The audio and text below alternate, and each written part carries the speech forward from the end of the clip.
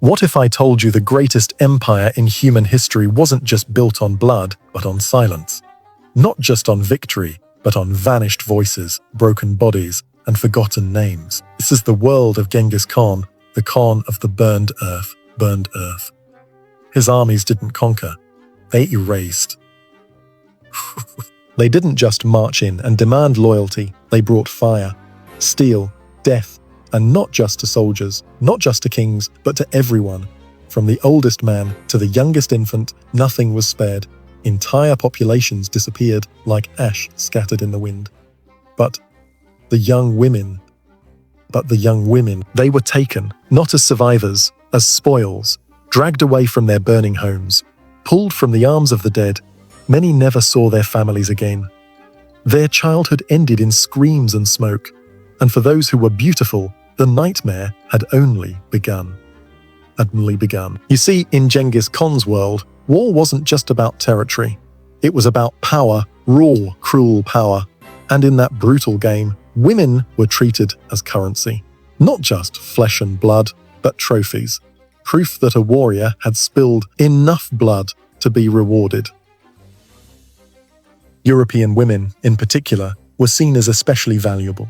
Their fair skin, their unfamiliar features, they were seen as rare prizes, a shining jewel in the aftermath of a massacre. Warriors fought harder, killed more, just for the chance to own one. But don't mistake ownership for protection. Be wickender to mistake ownership for protection. There was no love here, no safety, only submission. These women weren't wives. They were property, passed from one warlord to another, traded like wine, branded with silence. And still, this was considered a privilege, because the alternative was far worse. After a city fell, the violence didn't end with the battle. It started with it. Civilians were left behind to suffer the wrath of the victors. Mothers, daughters, grandmothers, all were targets. Massacres were common. Torture was entertainment. Mutilation was routine. Some women took their own lives rather than endure what lay ahead.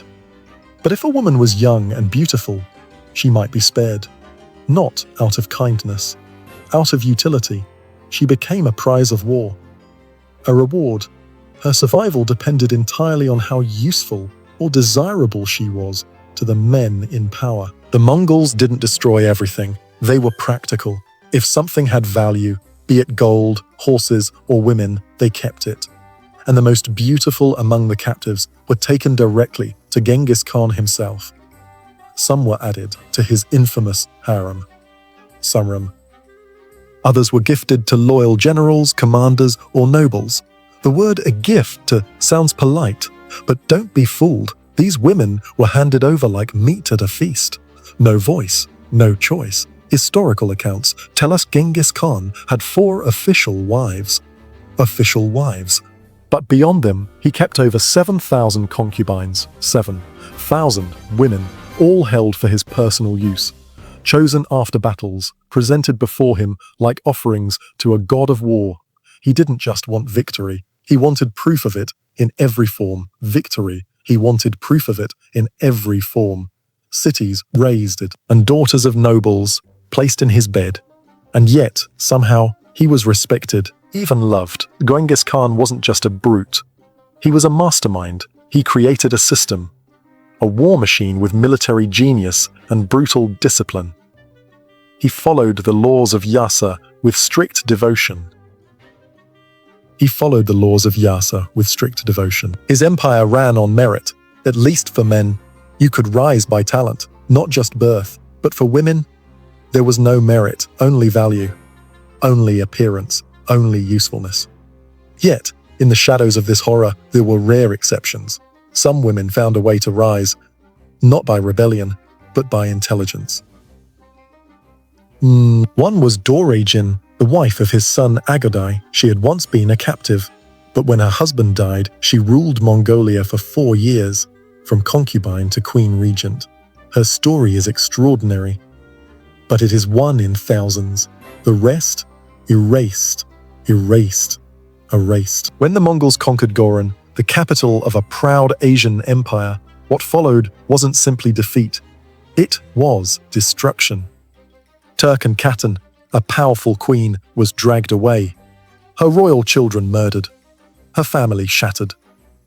The women of her harem handed over to Mongol commanders like gifts. The city fell, and the silence that followed was permanent. After conquests, the Mongol warriors held rituals, celebrations. The most beautiful women were paraded, veiled, dressed in silks, and brought to their new owners. And the warriors, like animals in heat, waited their turn. A phrase became common: let the men enjoy themselves. But there was no joy.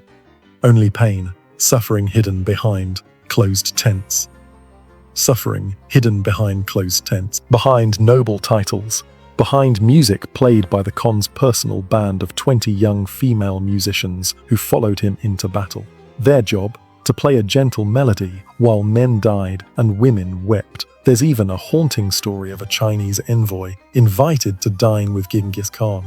He expected horror, but found instead a royal feast.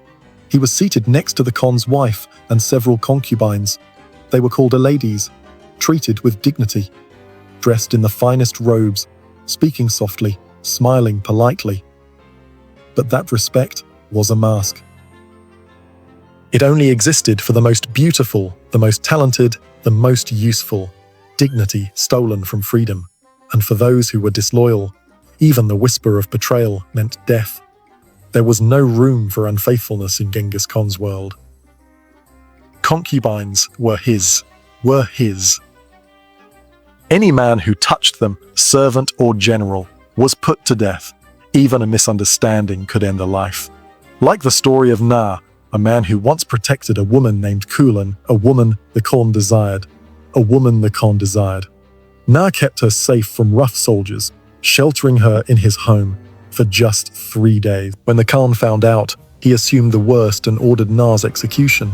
But Kulan, remarkably, stood up and defended him. She begged for his life, argued with the Khan himself. Her courage saved Na, but only barely. Only barely. These glimpses of bravery remind us that even in a world of terror, a few voices still rose, quietly, carefully, but they rose. Still, most women weren't that lucky. If they weren't beautiful enough, if they were too injured to be of use, they were left behind, tossed aside like trash. Some were abandoned on the cold steppe, left to freeze to death. Others were given to the lower soldiers. Their lives became a living nightmare. And when they were no longer entertaining, their stories ended. Quietly. Tragically. No one remembered their names. No one recorded their pain. They became the silence behind Genghis Khan's glory.